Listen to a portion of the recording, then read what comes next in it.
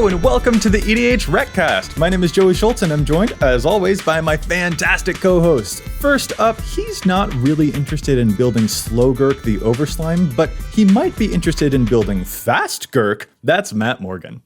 So Joey, do you know what the Geist of St. Traft, a legendary spirit, is? His favorite breakfast cereal? Do you know what that happens to be?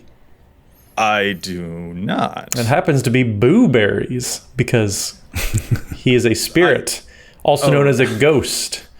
Matt, you know what? I ain't going to think about all of that, but I'm really happy for you or sorry that happened. That's an appropriate response to what just happened. Good. I'm glad. Up next, he's pretty sure that Lind Cheerful Tormentor was the nickname that they gave to Paul Lind in the Hollywood Squares television show. That's Dana Roach. That's a deep cut, Joey. I'm waiting for a Charles Nelson Riley joke next. I made references that Dana got. I've done it. I have achieved victory. Hi, Dana. Well, hello, Joey. Where is Old Stickfinger's favorite place to trick or treat? The only thing that I know about him is that he's right behind you. It is, in fact, right behind you, yes. Yeah, that's a fun fact about Old Stickfingers is that he's always right behind you. So watch out. Watch out while you're trick-or-treating, apparently. Also, the bones are his money and so are the worms. What? Huh? I don't entirely know what that reference is. I don't like this. That one I'm not happy for you. That one I am just sorry that this happened. Anyway, let's take off and finish this intro. This is the EDHRECast. EDHREC is the best deck building resource on the web for the Commander format, compiling data from deck lists all over the internet to provide helpful recommendations for new Commander decks. And here on the podcast, what we like to do is give all of that data a little more context. Dana, what is it that we're talking about in this week's episode? We are talking about the amount of lands people run in their EDH decks. Yes, indeed. Do EDH players run enough lands in their Commander decks? This is a really interesting topic that you guys had especially been eager to talk about. So we're going to look into it, see if maybe there's anything that the data can give us a bit more direction on, see what players are up to, and especially our feelings about people's mana bases in Commander. Should be a really interesting conversation. Real quick, before we get into it, let's pause and thank the folks at the Command Zone for handling the post-production work on our podcast. And of course, we want to thank our sponsors for the podcast as well. Yes, the EDHRECast is sponsored by Card Kingdom and TCG Player, the vampire and werewolf tribes of cardboard online sellers. Just shuffle up your tribal deck and head over to EDHREC, click on the card in question, and choose the vendor link down below. Doing so supports both the site and the show. And if you'd prefer to support the show directly, you can do so over at patreon.com/EDHRECast. We have patron tiers of all sorts of levels. We have patron exclusive content that comes out each and every month. So make sure you head over to patreon.com/EDHRECast. We even have a very special tier where we give a shout out to somebody just for supporting us, because we just definitely appreciate all of that support. So this week we want to give a shout out to the spookiest patron that we have, Victor Chan, who probably is enjoying the vampires that we're getting, probably really liking Innistrad. That's a good vampire name. Absolutely. Thank you so much, Victor, for your support. All right, fellas, let's get into our main topic. We are talking about whether EDH players run enough lands in their decks. Matt, this was a topic that was of keen interest to you. So let's enter the conversation. Let's just get our thoughts down. Do we think, just before we even got numbers or any personal anecdotes or anything like that, do you think that players are running enough lands in their Commander decks? Absolutely not. If you could have seen me when Dana asked the question, I've been shaking my head for like 5 minutes. Absolutely not. And this is a conversation that comes up on the social medias every now and then, and came up recently, and just kind of thought it's probably a good time to kind of revisit and look at some numbers, because I definitely don't think folks are running enough lands. I don't think I'm running enough lands even. But it seems like the last time that we talked about our folks running enough lands was when Zendikar Rising came around, and we had the MDFCs, the modal dual-faced cards, which are lands on one side and spells on the other, and seems like a good time to maybe revisit that.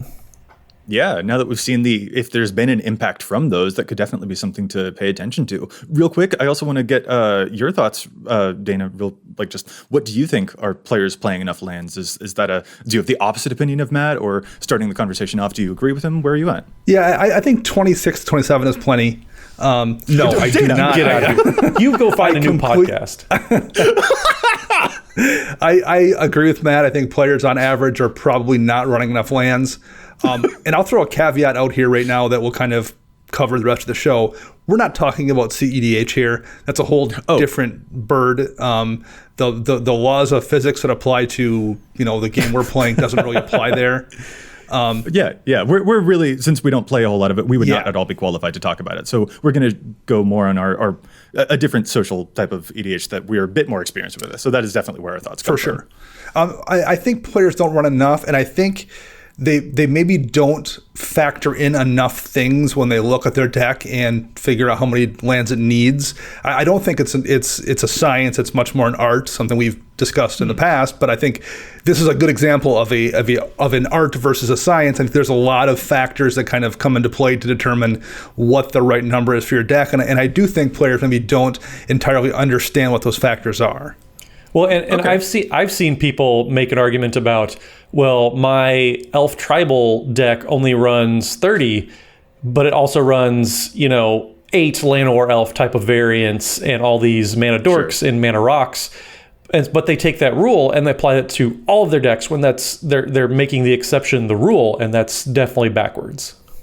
Yeah, that's exactly it. There are a lot of factors that can affect it. And so let's get into a few of those to see other things that we think could change those land counts justifiably, raise them up justifiably, lower them down justifiably. Let's talk about that. And right from the off, one of the first things I actually want to do is check in with the average number of lands that an EDH deck tends to contain according to the data. And this was an interesting thing to see. And it's been the same number for a little bit now. Like the average number of the average number of lands that appear in an EDH deck is 35. On average, an EDH deck contains 35 lands. It's been that way for a while. Then I think that's kind of neat to see. Like it was 35 about a year ago and a little bit before that, and it's still 35 now. So that's interesting. Technically right now it's 34.9, but we're rounding because, Matt, unless you've been able to defy the laws of physics, I don't think you can run 34.9 lands in like your Miri deck. I mean, time and space has no meaning in my deck, so I could figure it out maybe. Gotcha. But it is just kind of interesting. I feel like 35 is low. That like I open up a page like Zexara, for example, the Hydra commander, and I see that the average Zexara deck is playing 35 lands, and I'm just like, but how are you going to play all of your X spells and your Hydras? I feel like you need more lands than that. So starting off, for me, seeing the actual number there, I also agree with you guys. I feel like that's too low. Well, and looking at my own decks too, I only have 2 decks that have 35. Everything else has more. That's my Alila Artful Provocateur deck, which is like historic tribal. So there's already a bunch of like signets and artifacts that are producing a bunch of mana. So like that's intentionally low because I'm intentionally playing a lot of just mana generating artifacts. And then my Meriwether Duelist deck, which like that's the deck that like I've tuned and pruned the most over the years, I'm most familiar with. So like I'm comfortable being down there, but I'm also running 2 of the MDFCs from Zendikar Rising as well. So like 37 landish cards, but 35 actual lands. And even then, like it's such a tight list. I wish I could run a little bit more. Gotcha. And Dana, what about your experiences there then? When you hear that number, same reaction? Yeah. I think that's just not quite enough. For most people, the lowest amount I'm running is 34, and that's in a deck that's encroaching on CEDH territory. It's not necessarily a CEDH deck, but it's playing that kind of game. It's not one I play terribly often, but like even in that deck, it's got like a 1.7 average CMC. It's just a super low to the ground deck, and even that, I just like anything less than 34 seems really, really difficult to get an opening hand. Like ignoring the rest of the game, your ability to have an opening starting hand once you're at those low numbers gets really, really challenging, unless you're playing a deck with a crazy mono like 0-drop rocks or something. It's really tough. And even if you're using the mana dorks in that situation to make up for lands, one board wipe, 1 pyroclasm, 1 earthquake set to 1 is going to basically end your game. It's just not enough. Dana, I want to pause there because you didn't actually say what the commander is, that deck that you're playing 34 lands. Edric's by Master of Trest. So it's a deck running, almost exclusively 1-drop creatures. Gotcha. Okay. So yeah, that is the kind of thing where you definitely don't need a whole lot because you would totally flood out because your curve is so low. You don't need to cast 5-drops late game. And even your late game spells are like a Beastmaster Ascension, which pumps up all of your stuff, but it's still only 3 mana. It's also a deck that if it gets to late game, I'll probably already lost. Like if the game has gotten to that point, it's kind of irrelevant what I'm drawing. I'm probably not going to win at that point. Yeah, I think that totally makes sense. So then I am going to ask you, kind of there, Dana, like you're hinting at 1-drops and mana curve. Is mana curve like one of the primary factors that you consider when you're choosing the number of lands for your deck? Or are there different factors going into that? I don't think you want to ignore mana curve, but I think mana curve is overrated in Commander compared to other formats. Not that it's not important, but it's a much bigger deal elsewhere where like where you're going to have, 4 of a 1-drop, 4 of a 2-drop, whatever. And it's very easy to like have that perfect kind of curve. In a Commander deck, it's much more difficult. And the situations where you want to be dropping those cards are much more situational. There's a lot more variables in play versus playing against one particular deck. Mana curves are relevant and you want to keep an eye on them, but I think it's much less important in Commander than it is elsewhere. Yeah, the typical deck, they always talk about, like, you want it to look like a bell curve. I have decks, granted, it's kind of intentional, but it's just like an exponential curve. My Vivictus has the Dire deck. That deck is just like, it's 4, like the curve starts at 4. I've joked about that on the stream over at twitch.tv/EDHRECast. There it is. But yeah, it's just like that deck, it's kind of like Dana's Edric deck. It's doing things that just the typical deck shouldn't be, but we at least also know that deck is an outlier, not the rule that we're going to follow as the norm for the rest of our decks. Right. And that is also an important thing to note too. Like if you open up Lord Windgrace's page, for example, you will see that the average Lord Windgrace deck plays 40 lands, which for the record is good. I'm really happy to see that number there because I feel like 40 is like a minimum number for landfall decks. I feel like that's really, really important to see. But yeah, that is also not going to be, that doesn't speak to the average deck because not every deck is playing landfall. So those strategies, especially Matt, as you're mentioning with like you have so many 6, 7, 8, and even 9 drops in that deck that the land count is going to be completely different based off of me playing a typical Reanimator deck instead. I definitely need 2 hands worth of fingers to count the average CMC of most cards. Yes, just make sure that those fingers are not old stick fingers because he's right behind you. Moving on. I don't like this. So a number that we often hear sort of touted along online when people ask for what is a good number of lands to play in an EDH deck is between 36 and 38 lands. Matt, is that a number that resonates with you? Is that a number that like a range that you feel comfortable with? Is that like thumbs up? Where are you at with that? Yeah, thumbs up. 36 to 38, depending on how aggressive the deck is, how fast do you want to come out the gates, what a loose idea of your curve. Like maybe you want to start at 36 because you're playing a lot of cheaper creatures, 38 if you're playing, some bigger stuff. I really like the new precons, when you compare the pre-constructed decks that Wizards has made for Commander, if you look at the old ones, like they had 33 lands in a couple of them. Like it was atrocious. It was bad. These days, it's much, much better. I think most of the precons these days are coming out with anywhere from 37 to 40 even. I like that a lot more because it's, to me at least, if you're flooding out, you're getting too much mana, you're drawing too many lands, at least when you do draw a business spell, you're going to be able to cast it right away. You're not missing anything because as soon as you draw any sort of action, it's going to happen. Whereas if you don't draw enough lands, you're sitting there waiting and you don't get to do anything. So every time you draw another great spell that'd be so cool to cast right now, you still don't have the mana to do it, and then you're discarding cards to hand size, whereas you're at least being able to play lands every single turn. I think that's a big thing that a lot of folks kind of go back and forth on between too many and not enough lands. That range really resonates with me, especially because it feels, if we're playing like 36% of our deck is lands, 37% of our deck is made of lands, that feels similar to playing a range of 22 to 23 lands in a 60 card format. And when I looked through like recent standard tournament winning deck lists, I did notice that a majority of the deck lists there played between 22 and 24 lands. So I feel like just like the 60 card formats have found a range that seems to be comfortably competitive for them in there, it feels like Commander players have converged upon that 36 to 38 range because it has basically a similar ratio. Dana, do you also like the number range, or are you going to tell us that you're running 26 lands? What's going on with you? I do like that range. I tend to be at the bottom end of it. I tend to run around 36. Greedy. There's a couple reasons for that. I do think the amount of colors in your deck make a difference. I think the more colors you have, maybe the more lands you want. I tend to play monocolor decks or two-color decks, so there's a little bit less worry about like fixing for me, so I'm relatively comfortable at 36. I would say I probably also run more small, efficient draw spells than most players do. My decks are filled with like kind of like the Knight's Whisper, Sign in Blood, Expressive Iteration, kind of like 2 mana, draw 2 kind of spells.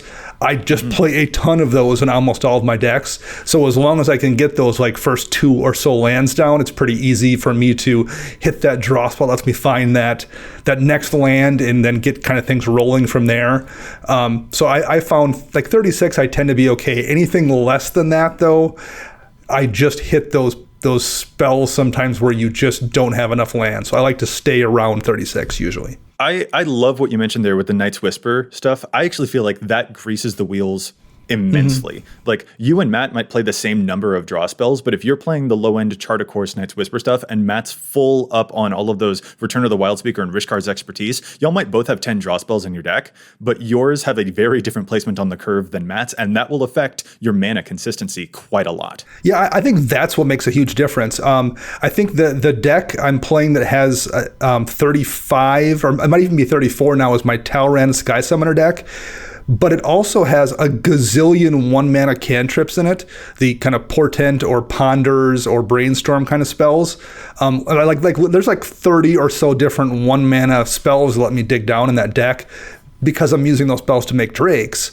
That deck it's very easy for me in that situation to get away with 34 lands because as long as I can start the game out with a couple, I can always dig down and find what I need because I'm literally always going to have 2 or 3 of those spells in my hand.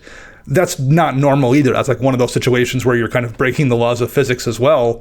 But similarly, like if you're not playing the Knight's Whisper spells, but you are playing a bunch of Ponder kind of effects in your deck because you just like cantrips in blue, or you're playing a bunch of Faithless Looting kind of things in red or something, you might also be able to get away with running in that like 35, 36 range much more easily than somebody else that isn't running a bunch of those.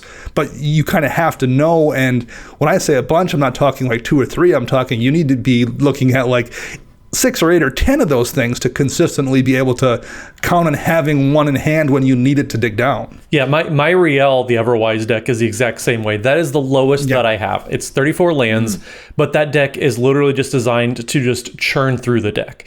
Which is actually funny because like I've either always been flooded, it seems, or I've been screwed with mana, it seems. One way or another, that deck only operates in extremes. I swear that deck hates me.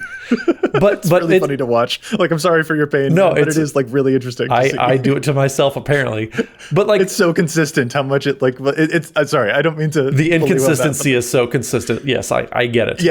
Yes, exactly. But yeah, like the whole deck is designed just to like crank through the deck. Like if I get 2 mana, I have access to one of like the 20 spells I have that's going to get me access to getting at least like 4 or 5 more cards deep. And that's generally enough to get me to the next land. It's very, very similar to Dana's Talrand deck where yes, it's intentionally being very low, but it also has a ton of cantrip effects where 1 mana, I use a spell to draw another card. And then usually it's getting a couple cards deep, whether it's like Faithless Looting, where I get to draw 2 and discard 2, Ponder, where I get to look at the top 3 cards, or I get to shuffle even if I don't like any of those cards, and then I still draw a card. So you're always ending up at parity with cards in hand, and that's a good way to find other cards in your deck.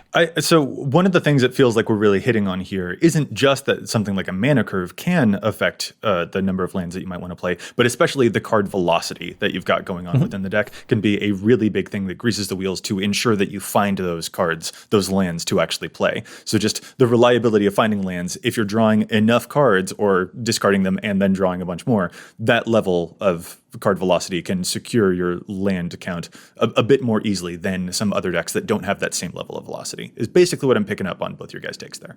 Yeah, I think that's definitely a big factor, and probably one that's more important than most players realize, is that the ability to dig down, draw a card velocity, like you said, is a much bigger factor than I think most people realize. I think they tend to fixate on either mana curve or average CMC, and not that they're not important, but I think those matter a little bit less than some other factors, particularly what your card draw and velocity are.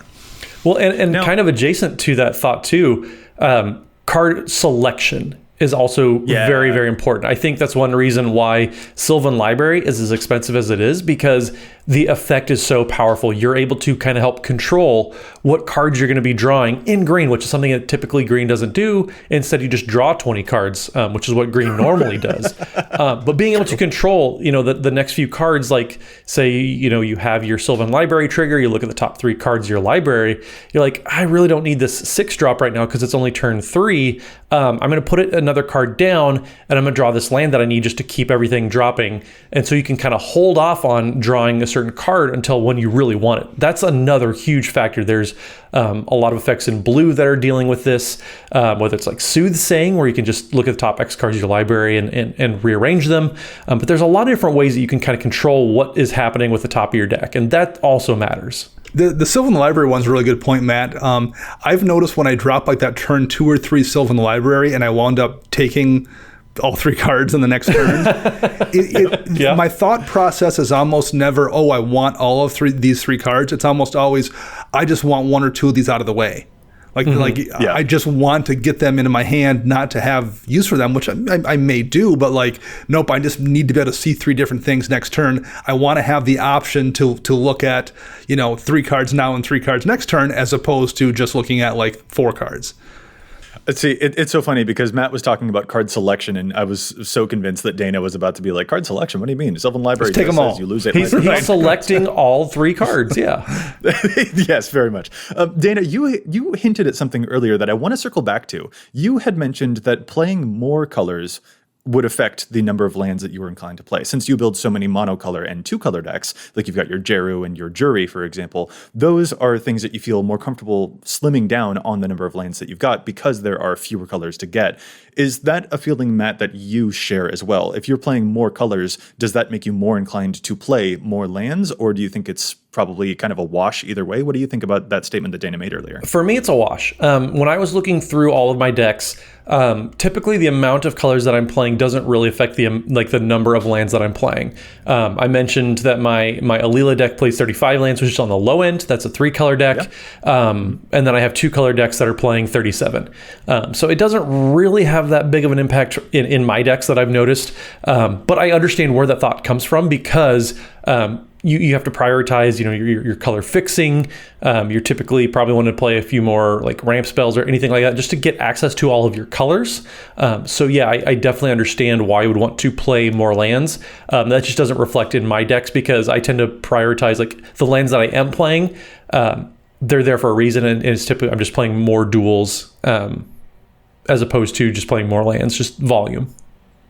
Gotcha. So Dana, I guess I don't want to speak for you. If you want to elaborate more on that thought, just how it manifests. Yeah, sure. I'm not sure where I am with it either. So in a monocolor deck, as long as I've drawn lands, they will get the job done. I don't care for the most part. Occasionally you have a situation where you've drawn 3 of the 8 utility lands you have or something, and the colorless mana doesn't solve your problem. But that's a problem more specific to you. Probably, yeah.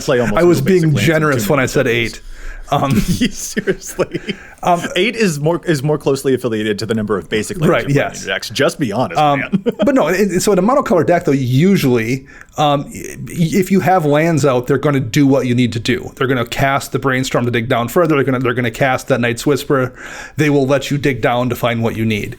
In a 2-color deck, that's generally true as well. I've found it's the 3-color deck for me where things get tricky, where I can't always rely on the 3 lands I have in hand to provide the colors I need to let me do what I want to do. In that case, I might want to, I tend to feel like I want to have more choices. I maybe want to have 4 lands in hand so I can then play the ones that are going to get me what I want. Maybe that's less of an issue if you have the absolute perfect mana base. It's going to make you, filled with cards that make every single color you will need. But short of that, I feel like it does make a difference. I think the option to have more lands in hand in your opening hand so you can play the appropriate colors to let you cast a spell to take that next step is a much bigger deal than it is with 1 or 2 color decks. All right. I can totally... I can absolutely see that. I feel like one of the things that's biasing me right now is that I have my 3-color deck at the moment is the Mimeoplasm, and since that's a Reanimator deck that's cheating costs out the wazoo, that's I think is the deck of mine that plays the fewest number of lands because I'm just constantly cheating the mana costs. But I think that that's giving me an incorrect impression, and we can talk about strategies a little bit later on. But when I do think of other decks that I have that are 4 colors like Rayhan and Ishai, I think I am sticking closer to like 37 to 38. Because I think what you're saying is true. And when I think of the monocolor decks that I have, it can be a little bit lower than that. So I haven't really decided, but I do like the logic that you're putting out there because there's the choice involved there. Again, back to that selection does feel like a pretty big deal. And it's nice to be cognizant of that. So kind of in a similar vein to the amount of colors in your deck, does the commander's mana cost affect what you guys are doing for land count? Is that something you take into consideration when you're actually doing your total lands for a deck? I like this question a lot because I think my answer is an immediate and resounding yes. Yes, with a caveat. Dang it. As soon as I said it, I'm like, no, there's an asterisk on this because I just talked about Mimeoplasm, and Mimeoplasm is a 5-mana commander, but I'm running very few. But in that deck, Mimeoplasm is much closer to my top end, so I am building with that in mind. Whereas something like Marin, I am going to shape the ramp that I have in that deck around when I want to cast the commander. Like I could overload that deck with a bunch of 2-mana ramp, for instance, and a bunch of, enough lands to guarantee that I'm going to get to play her on turn 3. But on turn 3, she doesn't necessarily do a whole lot because I don't have anything in the graveyard for her to get back. Compared to if I had a commander that's only, 2 mana, for instance, that is going to be a pretty different experience. And if I've got a commander that's 7 mana, if I'm playing some Vishkal deck, for example, that's going to make a pretty sizable difference. I think the closest example is actually probably my Yannette deck. My Yannette, that's 5 mana, and the curve itself is pretty high. That's a thing that I want to be able to make sure that I hit. And if I miss an early land drop, I'm not going to cast that commander at all. So yeah, I absolutely think that the mana cost in the commander plays a big role for me. I think about it. I don't know if I do anything about it, but I've thought about it every now and then, I guess. But I mean, so looking at my decks, it doesn't really play into how I execute the mana bases. Miri, like I mentioned, 35 lands for a 3 CMC, but that whole deck is a bunch of small creatures leading into some big haymaker turns. So the land count in general is pretty low. For my Vivictus Asmati deck though, that's a bunch of big creatures. So I think it's more just the style of deck as opposed to my commander's 6 mana value. That's what's playing a bigger role because I have 37 lands in my Ukima and Khazir deck, which is the partner deck. But all I really care about is that 3 mana Ukima, but it's still playing 37 lands, which is a decent amount. So I would say that I consider your question, Dana. Don't do anything about it. Well, I kind of don't either, but I think for a different reason.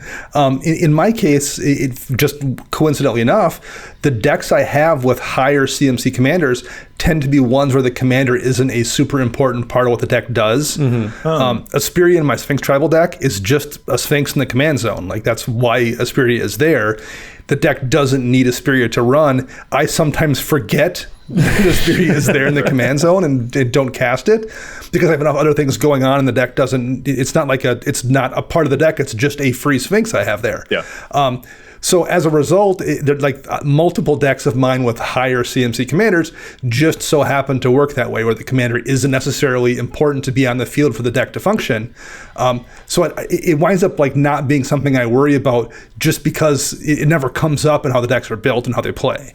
I will throw in a thing here, even if this isn't like, this is related to the mana cost question, but not exactly the mana cost question, but like the number of commanders I have in the command zone also affects how many lands I want that deck to run. If I'm playing a partner deck, I've got 2 command taxes that I have to be tracking there, and I'll likely have to pay both of them maybe once, maybe twice throughout that game. Like that also plays into, like, if I'm going to have 2 commanders, that feels like I have an even more of an obligation to make sure that the land base can support that and hit consistent land drops to make sure that I can actually cast one or both of them again in the late game, since those mana costs are going to climb up quite a bit once the commander tax starts doubling on 2 commanders in the zone. That is a really good point that I hadn't really considered. I also don't play very many partner decks, but having to worry about, how many spells you're going to be able to cast, managing twice the commander tax, like that's a really good point that I think most players, including me, because I'm just now thinking about it, don't think about enough, because that adds up, man. The commander tax, like that 2 mana, but just twice as much. Yeah, it's really cool. I mean, I really enjoy playing it, like my Virtus and Gorm deck, for example. I love it. And Virtus is just a little 3-mana guy. But as soon as I put him down onto the battlefield, everyone and their mother is going to try and get rid of Virtus, because no one wants him to cut their life in half, because it's very scary when that happens, which means he ends up costing like 5 mana, 7 mana. I've played an 11 mana 1/1. In my lifetime, because of how much Virtus hate, how much hate he just gets over time. But I've also got another commander that I also have to contend with, so there's a lot juggling there. So that's an interesting point too. So I'm interested in that, Dana, because I think that I need to study a bit more to really answer your question. But I know for sure the answer to the partner's question. But mana cost in the command zone, I feel like it is actually pretty reasonable to shape a curve around that. That does actually make a lot of sense to me, even though I know that Matt disagrees because of all of his Big Dragon Vivictus stuff. I mean, I'm just giving you just anecdotal evidence. Don't treat it like anything scientific, because there's zero science behind anything that I do with my decks. Gotcha. Well, there are some other numbers that I do want to get to, but I think I'll have to save that for the back half of the show, because there's a segment that we've put off for far too long. Guys, How about we challenge some stats? Let's do that, yeah? Is this the segment that is sponsored by altersleeves.com, where you can head to altersleeves.com/EDHRECast to get all sorts of just awesome alternate arts for your cards, have it printed on a sleeve instead of the card itself, play around, interchangeable, protect your cards all at the same time? Is this that segment where you can go to altersleeves.com/EDHRECast because they sponsor this certain segment? And we have EDH Rec sleeves that you can buy there with our lovely visage on them. Yes, that is in fact the segment that I'm talking about, Matt. Yeah, okay, let's talk about challenge the stats, because there's so much data on EDH Rec, but we don't always agree with it. Sometimes I think that cards see too much or too little play, so we love to challenge those stats. Dana, how about you start us off this week? What's your challenge? My challenge is brought to us by a listener, Hegemon78 on Twitter, and it's for the card Victory Chimes. It is a 3-mana rock, and we've been talking about that a lot lately, the good 3-mana rocks we've gotten in the last couple of years. Victory Chimes would qualify as one. It is a 3-mana rock, and it says, a player of your choice adds colorless mana to their mana pool. So the fact that it's colorless and not any color does hurt a little bit. However, it also has a text, untap Victory Chimes during each other player's untap step. And that's very, very decent in general, but there's a couple of commanders where it really shines, and it's just probably not seeing enough play in those decks. The first and foremost is probably Krufix, God of Horizons, where mana doesn't drain from your mana pool. Victory Chimes over the course of just one spin around the table is adding 4 mana to your mana pool. If you're tapping and untapping it on every player's turn, which you would be doing, 25% is pretty good representation, but I feel like it should be in way more Krufix decks, and so does Hegemon78. The other 2 decks, though, he points out, are Nimris, Una's Trickster, and Afara, God of the Polis, 2 commanders that reward you for casting spells in other players' turns. And when you do so, you get to draw a card. So you try to spread your spells around, and instead of dumping them all out in one turn, you want to do as many spells one at a time on kind of other players' turns, particularly with Afara. Victory Chimes is a great way to let you do that on as many turns as possible and draw a card every time you do it.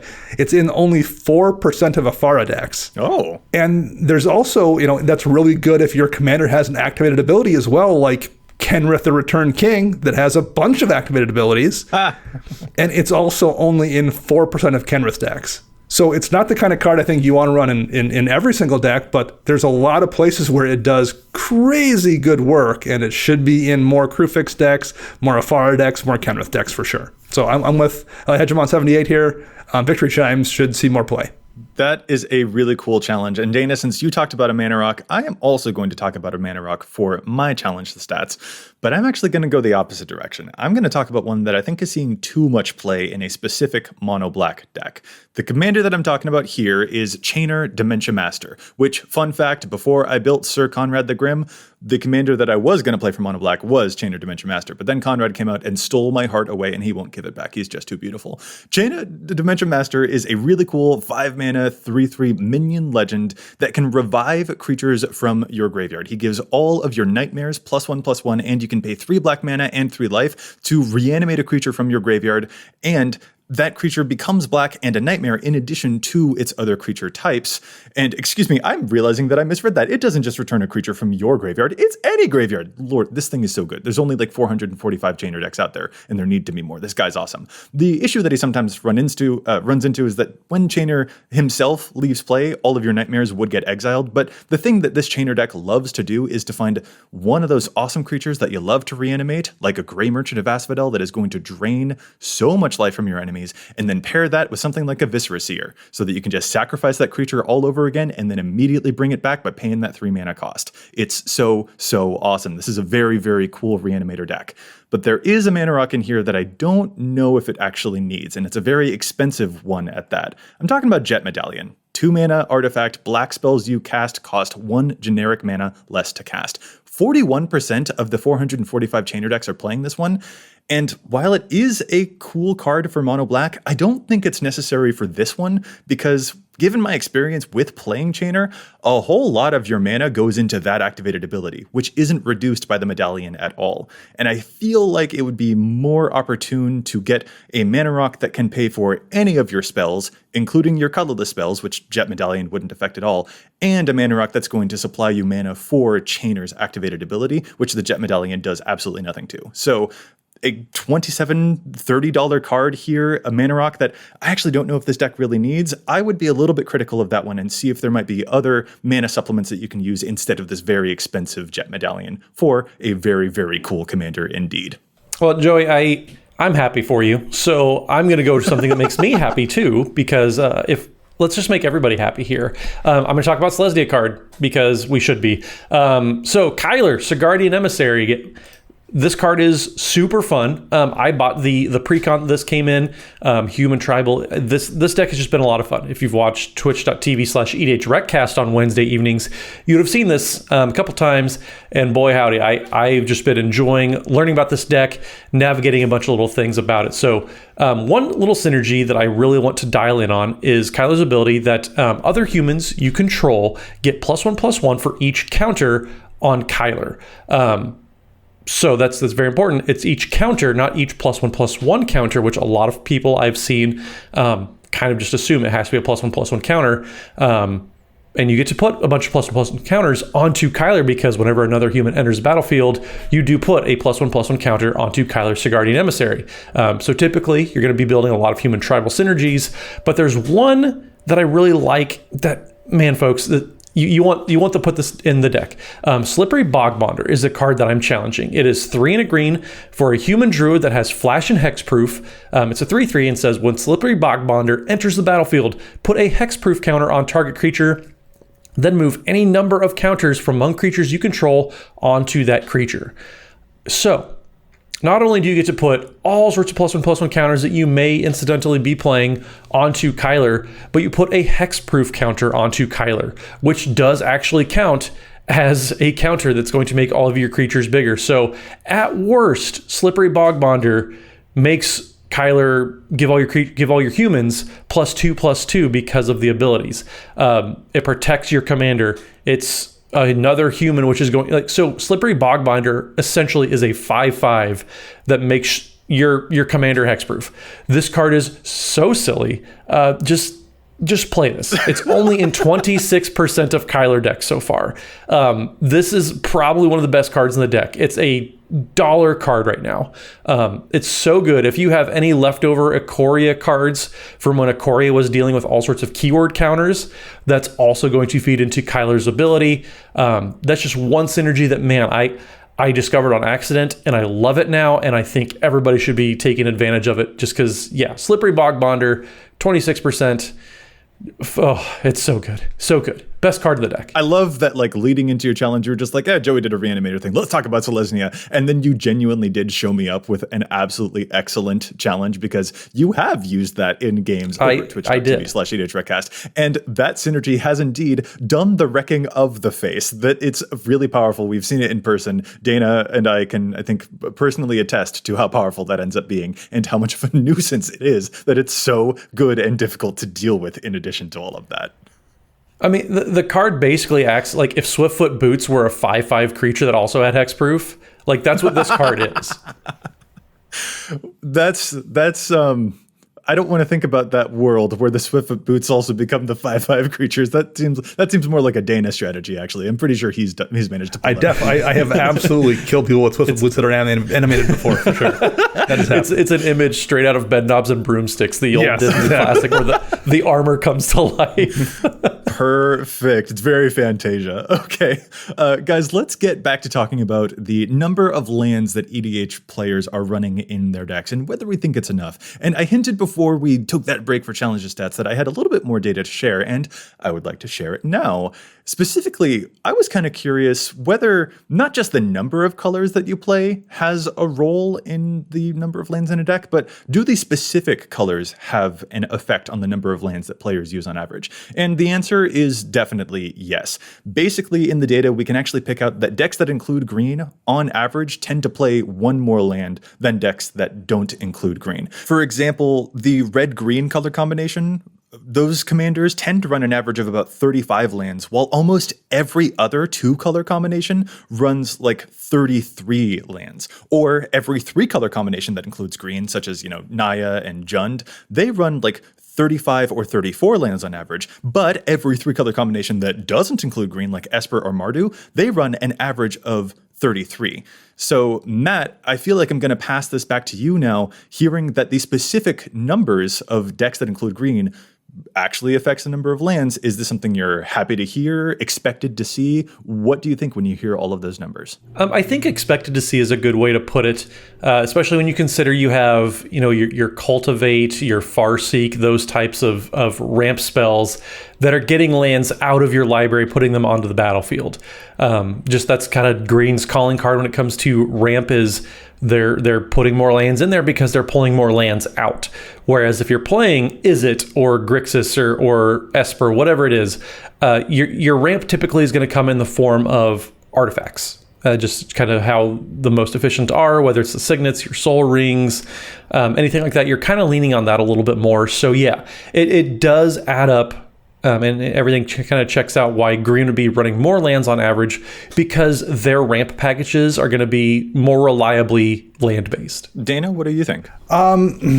It doesn't surprise me, but I also think that maybe that isn't the right way to do it.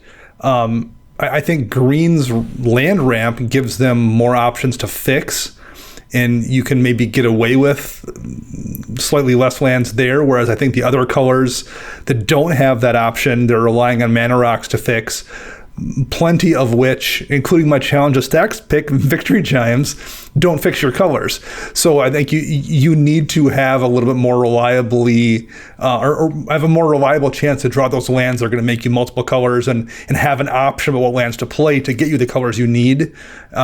So yeah, it makes sense, but I don't know if I necessarily ascribe to that logic myself. I'm so happy you said that, because when I saw those, I was just like, well, then the Esper and the Mardu and the Grixis need to stop playing 33 lands on average and they need to play more. Yes. They need to go up. This number is too low. I still feel that way, that this number is too low, and I just want to see the land count increase because I feel like this is not consistent enough. Like, no. So Matt, I'm sorry, but like, I want all of the other ones to be there on the same level. I don't. I said that I think that's why that's happening. I didn't say I agree with it. I think these people running 33 lands are a little out of their minds anyway. Well, yeah, they probably are actually. Yeah. Well, so speaking of out of your mind, then here's a fun fact that that now I'm going to wield this over you, Matt. I also looked at the numbers for monocolored decks, and here's a weird twist. This is the one case where green doesn't have more lands than the other monocolors. The average green deck contains 34 lands, and the average mono black deck contains 35. And I found that very, very fun. Ha ha ha! In your face, Mr. Green Man. Mono black is the best. Wah ha ha. I mean, well, if you want to take it that way, colorless decks run 35.3 lands on average. So netty boo boo. No, you've absolutely got me there. No, it's absolutely true. But in those cases, I feel like there is a pretty clear reason that you can draw for that. Like mono black loves the Cabal Coffers or Cabal Stronghold synergy. So more swamps is absolutely like part of an essential game plan for mono black. And as for a colorless deck, I mean, there are fewer possible spells out there to run in the first place. So I feel like that has a really big effect. Not only that, but as we were talking about earlier, where does the commander's mana cost affect the number of lands that you'd play? Well, some of the best colorless commanders are things like Kozilek, shout out to Ashlyn Rose, and that's a 10 mana creature. So yeah, you would want to play more lands so that you can actually cast your colorless commander in the first place. Well, Joey, I think that just as much as anything with these monocolor land counts is the strategy that typically is employed by each of these colors. Like mono red is typically kind of known as the aggressive color, so it makes sense why mono red is only running 33 lands on average, or why mono blue is doing that as well, because like Dana pointed out with his Talrand deck, there are so many one mana efficient cantrips where you're getting a lot of card selection that you're able to find those lands, whereas with mono green, mono black, like those are typically bigger mana type of strategies there.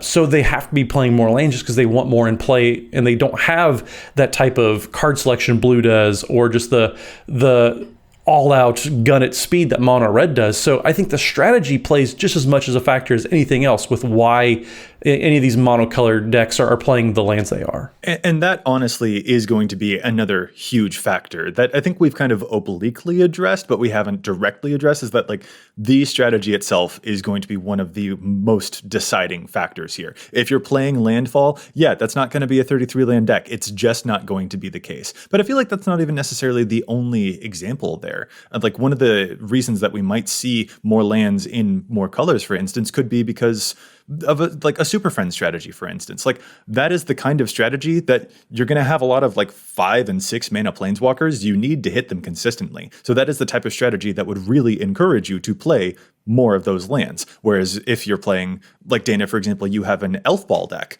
just an elf tribal deck. That is the kind of thing that is low to the ground and more aggressive, and that strategy on its own is just going to completely change the mana resources that you provide in the land base. Just on its face, the strategy plays such a huge role. And I guess we had like talked about that peripherally, but maybe not directly. Yeah, and that was definitely a situation where I noticed in that deck, I think I was running 38 initially, and I just drew too many lands. The amount of ramp I had. Additionally, it's a commander deck where the commander taps for mana. So making mana just wasn't a problem there. If I, happen to not see a land on turn 6, it was a way lesser problem than it would have been in plenty of other decks. You know what? That's a huge point too. Marwyn, your deck there, actually makes mana herself. I would expect to see that if your commander is the one that can produce mana, like a Belby Corrupted Observer deck, for example, that can do a lot to smooth out your land necessities. Your Lock of Scorch Thrash might be another example. Like commanders that produce mana on their own, that can also be a really big factor that allows you to have a more comfortable, closer to 35 compared to a deck that might be hungrier for like the 37 or 38 when planning for the long game. They don't have that instant ramp right there in their zone. So that also is going to play a huge factor in all of this. Kind of circling around to the strategy, I think one of them that I mentioned earlier is I play a bunch of Reanimator decks. I'm constantly cheating costs into play. I don't want to pay 9 mana for a creature. I want to cheat it into play. That's another type of strategy that would also encourage me. Just like Matt, you were mentioning with the mono red aggro or stuff like that, that can be a faster strategy. Well, when I'm cheating mana costs with the Reanimator, that's another strategy that I'm like, I feel a little bit more comfortable than I do in my other decks if I play a few less lands here, because I'm just going to cheat those costs anyway. So that's great. Yeah, well, and this is another reason too. Like you said, having mana in the command zone. Another reason why Raphaelos definitely needs to stay banned, because you want to talk about like, all the mana that card can generate. It's a little ludicrous. There you go. So here's a left turn in the conversation now. We often hear this adage that if you add 2 mana rocks or if you add 2 sources of ramp, you can remove 1 land. Dana, let's ask you first. Is this an adage that you agree with or that you disagree with? When you see that kind of logic floating around online, as it seems to do a whole lot, what is your main thought about that idea? I think if somebody asked me if I had heard the old adage that if it's raining in the morning, make sure to have a big breakfast, my response would be, that adage makes no sense, because those two things have nothing to do with one another. I feel the same way here. The amount of ramp and mana rocks I have in my deck has nothing to do with how many lands I play. Now, that's not, of course, universally true. If you're playing some kind of a super fast combo deck, you might not care about making that 4th landfall because your deck's trying to combo off and win super quickly, and as long as you have a couple lands, enough to play those rocks, whatever, maybe that's going to get you there. And there are definitely exceptions where that's maybe true. By and large, however, making your land drops is a whole different thing than ramping ahead with mana rocks. Those two things really aren't that related, and I want to be doing both of those things every turn.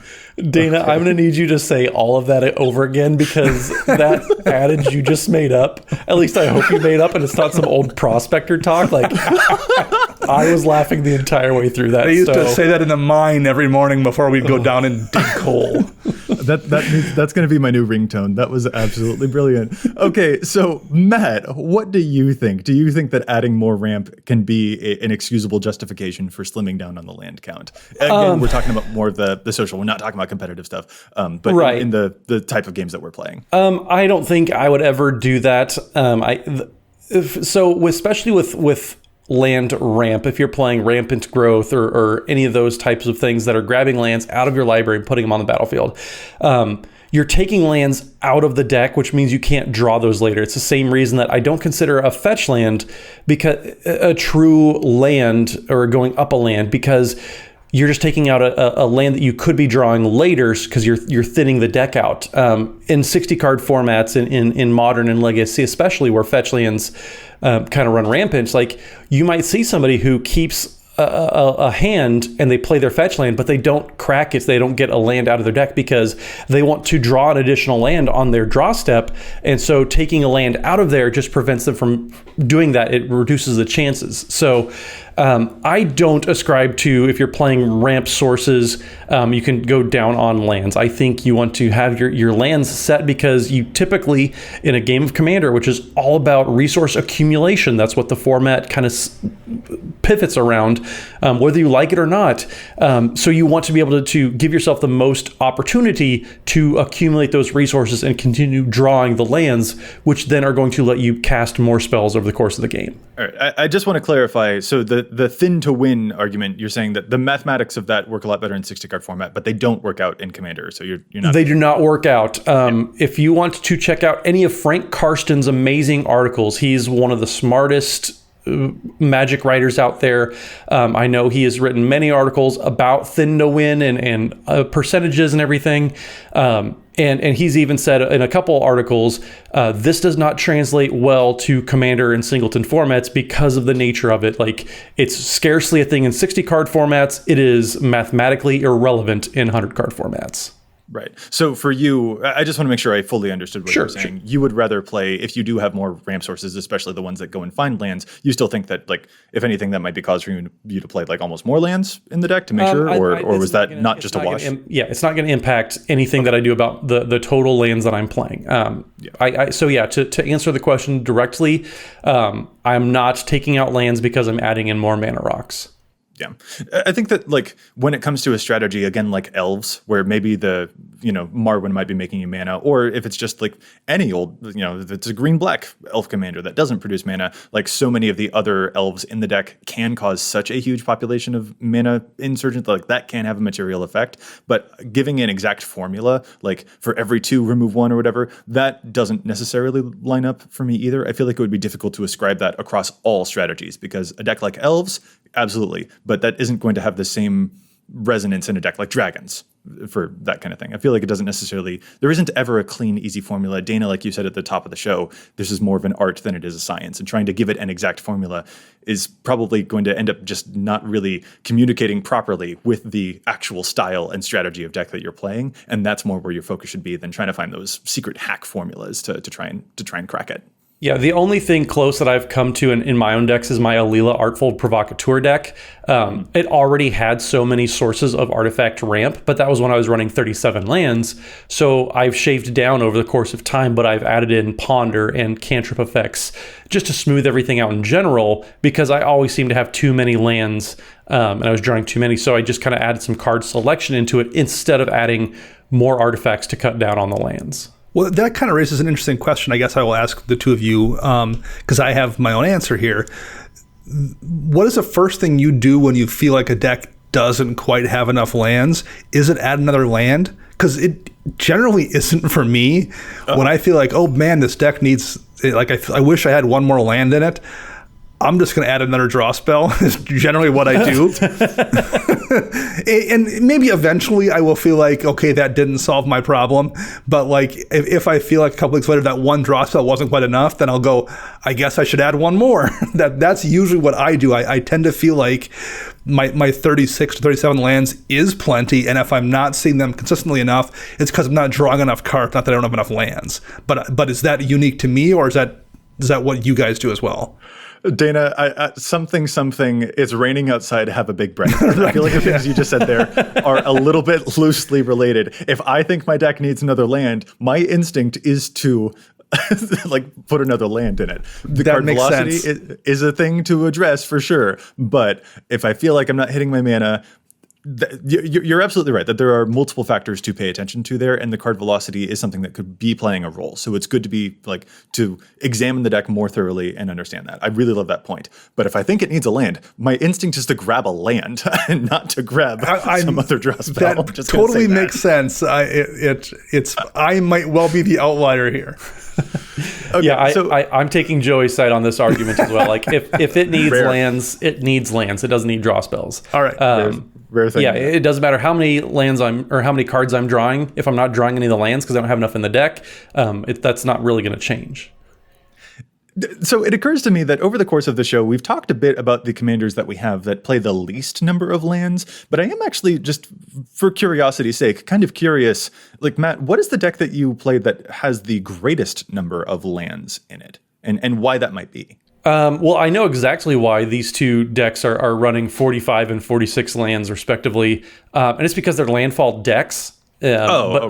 So AC Tyrant of Dire Straits, it's the Simic precon that's all about landfall, and it's basically Tatyova on steroids. So you're just playing a lot of lands, you're drawing a bunch of cards, you're playing more lands and drawing more cards. It's a little easy for that deck to get out of hand, but I want as many cards or as many lands in the deck, because every time I play a land, I'm getting rewarded for it, whether it's drawing cards or I have some landfall triggers or anything like that. Or I want a bunch of lands because then I can cast Engulf the Shore and bounce everybody's creatures back and just go crazy with that. But also I have Omnath Locus of Rage, which is running 46 lands, and that's just all about getting a bunch of lands in play, and I'm doing stuff like Scape Shift with Valakut in play, so I'm just doming the table, or I'm just generating a bunch of elementals. So both of those strategies, like, I'm intentionally running a lot of lands because I just want them. I'm benefiting from playing more of them, and I'm casting spells that are putting more of them into play, and so yeah, both of them, they're intentionally running a very large number, but it's kind of crazy actually thinking about it now, because Omnath, counting the dual-faced cards, I'm running 48 land-ish cards because I have a couple of them that I can play. So yeah, almost half the deck could be a land. And for the record, that's more lands than the typical landfall deck tends to play. Definitely. Do you have an inkling, though, barring landfall, because I guess, in retrospect, that question was kind of obvious. Barring landfall, though, do you have an inkling of what your most land voluminous deck might be? I believe it is the Boros Precon deck, the Lorehold Precon deck from Strixhaven. Gotcha. Because that deck came with 37, I believe, and I added an extra one because the deck kind of struggles and like I need a lot of resources in that deck. It's kind of low powered. It's pre-con plus. Go ahead. And to clarify there, just because I know when looking through data for the face commander of the deck, Osgir runs a lot lower on lands because he's really good at creating more mana rocks. But you've opted for Alibu, and I just want to make that I have, yes. clear. Yeah. I put Alibu at the front, so it's still wants a bunch of lands though, because all these things that are going to be making lots of different artifacts, they cost a lot of mana. Mere Battlesphere is not a cheap card when it comes to the mana, so need the lands. Okay, so then Dana, how about you? Same question. What's the deck that you're playing that runs the most lands? And I'm going to stop you from saying a landfall answer. My landfall deck doesn't have a ton of lands in it. I don't say these words to me, Dana. You don't make any sense. Well, and to be fair, it's not really a landfall deck. It's more of a lands matter deck. I don't do crazy landfall things in it. So there's a reason that deck, compared to Matt's AC deck, it looks a little bit different in terms of land counts. My most really is my Crash deck at 37. That's the most lands are in any of my decks is only 37. And one thing I will say that I definitely do in thinking about it, and this probably harkens back to my comment about adding a draw spell when I feel like I'm short of land. I tend to tweak my deck around the land count that I've already decided I want to have versus tweaking the land count around what plays well. Like if I feel like my deck isn't playing well with the amount of lands I want, I adjust the deck so it's okay with that amount versus doing it the other way around. I'm not.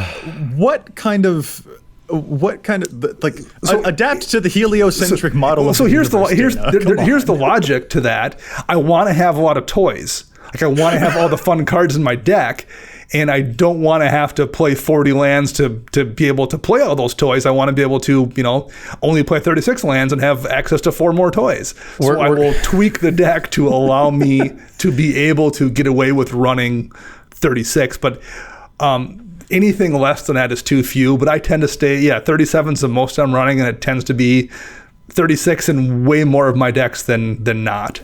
I feel like I've discovered secrets on this podcast that I don't. Yeah, old Dana Moses Roach, because everything's set in stone. I am not going to argue that's the correct way to do it. I'm just saying that's what I tend to do. As long as we're on the same page there. Right. I hear 37. I'm like, that's the average for me. The deck that I have, not Titania, which is my land-based deck, that has 40. And that, if we're not counting lands, the next one after that is Thalys, which I think is like 38, maybe even 39, because the curve in that deck tends to, I've got so many cards that cost 5 mana that I really want to be able to play, and I can't afford to miss a land drop. So that's one for me. That's the kind of answer that I was looking for, Dana. Meanwhile, you're like, oh yeah, my landfall deck, it's got 20 lands in it. And I'm just like, I don't know what to do with you sometimes, dude. That's great. It has 36 in it for my Gruul landfall deck.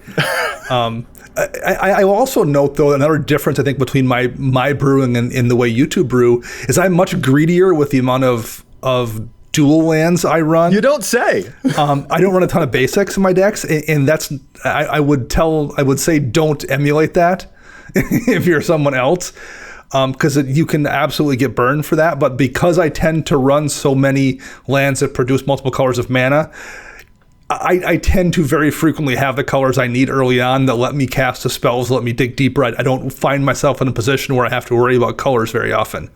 I think that's something that helps me with that land count too. So to a degree, I am doing the thing that we say we shouldn't do, which is run too few lands.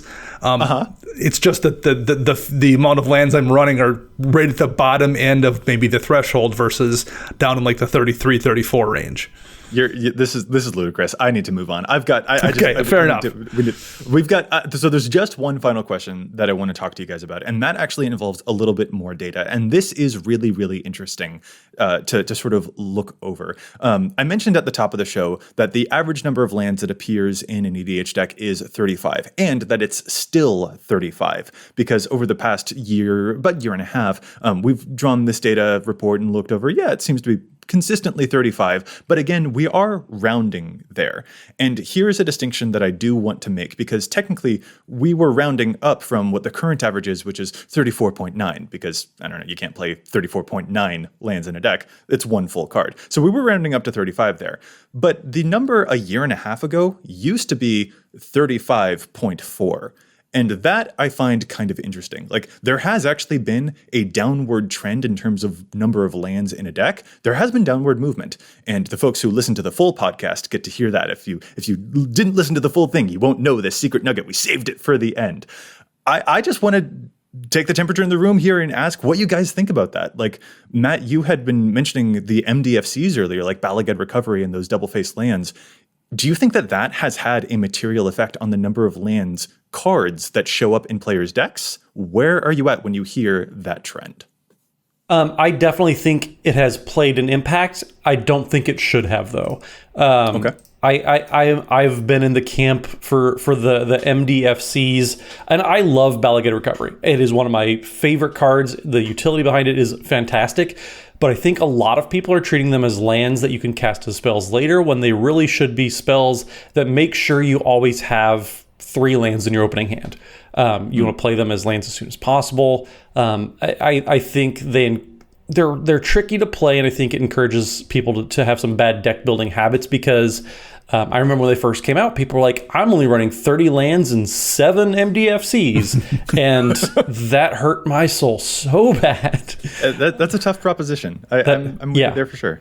Yeah, it's intentionally adding monocolor, enter the battlefield, tapped lands, and it's real rough. It's real hard to justify. So yeah, I think that is definitely impacting quite a bit. I think they are great cards, but I think you always, it's kind of like Temple of the False God. That's one of the controversial card, whether you're Josh Lee Kwai or Benny Smith or anyone out there. You want to make sure Temple of the False God is occupying a spell slot in your deck. Same with all of the MDFCs. You want Bala Ged Recovery to be Bala Ged Recovery. We don't call it Bala Ged Bed or whatever the land's face is. I don't know what it is. The Kazul's land face thing. Are you talking about Kazul's Fury, the MDFC Kazul? Yeah, but I don't know what the land face is called. So yeah, okay. but we call them by the spell, the name of the spell. I think that's what you should be treating them as, is treating them as lands, or treating them as spells. I'm just so backwards about these because there's just 2 faces to remember. Yeah, you're flip-flopping like a pancake. It's tough to keep up with you, man. I'm flip-flopping like a waffle. It has to go upside down to cook properly. So my position on these has evolved a little bit since they first came out. I initially was in the same boat as Matt, where you need to treat them as spells or it will cause problems. I think I've changed that somewhat. I think it's okay to have 1 or 2 perhaps in your deck that you're treating as lands. However, I think you need to be disciplined and tell yourself, if one of these is in my opening hand, I'm not going to miss a land drop. Like, you can't be greedy with them and say, oh, I don't know if I want to play this because I want to cast it as a spell later. If you can't consistently force yourself to play them as a land when you need to, then you need to start counting them as spells. I run Bala Ged Recovery in a couple different green decks, and I'm treating it as a land. And that's what I do. I have told myself as a rule, if I need to play it as a land, I'm playing it as a land. Like, I have to do that, or it shouldn't be in my deck. So that for me, I think is the difference, that the change for me as I've seen them over the course of the year or so they've been out. I'm okay with running a couple in the land slots as long as I'm disciplined about it. Yeah, Bala Ged Recovery, if it's in my opening hand, I'm playing it as my very first land to take away that temptation from myself. Yeah. And there are, of course, those cool tricks that you can do with bounce lands and stuff like that. And Lord knows, I think of the 3 of us, I'm the guy who plays the most bounce lands in my decks, because I also love the fact that sometimes they make me discard cards and then I can reanimate them out of my graveyard. It's a great time. So like, the synergy is definitely there, and I do appreciate that. But I do personally still lean more towards, I want to count them as spells so that I am responsible with my mana base, because I already have what I consider a dangerous habit of potentially slimming down on lands already. So this is a rule that I'm setting for myself to make sure that I never fall victim to, I'll just cut a land to make room for these cool cards. So that is especially why I treat them as spells first and foremost. I get both of your perspectives for sure, but it is just interesting to me to see that these could have had a role in a slightly downward trend in terms of the number of land cards that appear in a deck. Because, I mean, the amount of play that they're seeing is big. Like, Bala Ged Recovery shows up in 13% of eligible decks, 13% of over 220,000 decks. Like, that is the same rate of inclusion, 13%, as Return of the Wild Speaker. Like that is the type of like penetration in the format that we're talking about. I feel like that's pretty darn good. Valakut Awakening, the red MDFC that wheels your hand, that's showing up in 11% of decks. And that is a little bit lower, but it's the same inclusion rate as the card Gamble in red decks. I feel like this is a pretty big thing to see. Like they are certainly popular and we are feeling their impact. So when it comes to the number of lands that people are playing, it's really important to note that and to be aware of how your relationship is with those MDFCs, because even on this podcast, apparently we can't even agree about how they should be treated, but that is a conversation you definitely need to have with yourself and with your own decks too. Well, and it's not even that like there's a right or a wrong way, unless it's Dana's way, that is probably wrong. But yeah, just it's how conscious are you being of why you're putting XYZ cards in the deck, and just today we're just talking about lands and cards that can be lands or should be lands. But yeah, like there's no right or wrong way. It's just are you being mindful of why you're putting a card in there and how you're playing it. Yeah. An art, not a science, as was so eloquently stated earlier. And also, guys, it's currently raining outside, so I'm going to have a big breakfast. So how about we call this episode to a close? If our listeners would like to get in touch with us, where is it that they can find us all? Matt? Well, you can find me posting breakfast pictures on Twitter over at Mathimus55. That's MATHIMUS55. And don't forget, Wednesday evenings, we are streaming over at twitch.tv/EDHRECast. Wednesday evenings, we have guests on every single week, so make sure you tune in because the games are always a great load of fun. And Dana. You will find me giving me morning weather report every day on Twitter at Dana Roach. You can hear me on my other podcast, CMDR Central. I'm writing articles for Commander's Herald and EDHREC, and you can find all of us together at patreon.com/EDHRECast. And I'm Joey Schultz. You can find me at Joseph M. Schultz on Twitter, and you can find the cast at EDHRECast on Facebook and on Twitter as well. Plus, if you've got a question, you can contact us at EDHRECast@gmail.com. Our thanks go out once again to the whole team at the Command Zone for handling the post-production work on the podcast. And we want to thank our sponsors, TCG Player and CardKingdom.com. And you can visit altersleeves.com/EDHRECast for cool, custom EDHREC sleeves. Listeners, we'll be back at you next week with more data and insights. But until then, remember, EDHREC your deck before you wreck your deck, and Old Stick Fingers is right behind you.